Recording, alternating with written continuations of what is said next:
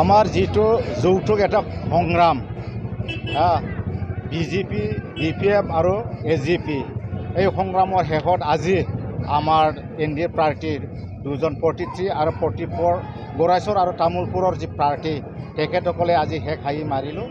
এইটো খুব ভাল। আমি আমাৰ এই তামোলপুৰ সমষ্টি বা গোৰাইছৰ সমষ্টিৰ ভোটাৰসকলক আমি ধন্যবাদ যাচিছোঁ, যিনো আজি পাব্লিকে NDA যিটো গভৰ্ণমেণ্ট কৰিব গৈ আছে এই গভৰ্ণমেণ্টক বিশ্বাস কৰি পেলাই ৰাইজে আমাক NDA প্ৰাৰ্থী হিচাপে আমাক ভোটদান কৰিছোঁ।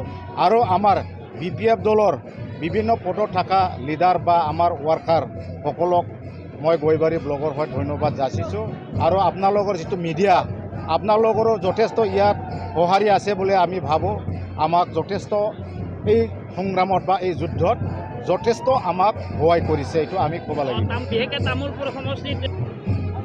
এইটোতো হয়, আমাৰ যোনবিলাক অপজিশ্যন তেখেতসকলেতো আমাক বিভিন্ন এক্সিট পোলে হওক বা তেখেতসকলক ৱাৰ্কাৰে হওক বহুত কথা কৈছিলে যেন আমি ইয়াত আমি কি বোলে 40,000ত বেছি আমি ভোট নাপায় বোলে তেখেতসকলে কৈ আছে। কিন্তু আজি ৰাইজে আমাক প্ৰমাণ কৰিলে ৰাইজে আমাক ভোট দি পেলাই প্ৰমাণ কৰিলে যথেষ্ট আমাৰ তামোলপুৰ সমষ্টিত মোটামুটি আমাৰ 30,000ৰ অধিক আমি ভোট পাবলৈ সক্ষম হ'ল। আৰু গোৰাইছৰত মোটামুটি 60,000 ব্যৱধানত আমি জিতিবলৈ সক্ষম হ'ল। এইটো আমি ৰাইজক আমি ধন্যবাদ দিব লাগিব, কাৰণ ৰাইজে আমাক সঁহাৰি কৰিছোঁ, ৰাইজে NDAক বিশ্বাস কৰিছে, ইয়াৰ কাৰণে ৰাইজে আমাক ভোট দিছে। আৰু সকলো আমি গোৰাইছৰ আৰু তামোলপুৰ সমষ্টিৰ ভোটাৰ বা ৰাইজসকলক আমি ধন্যবাদ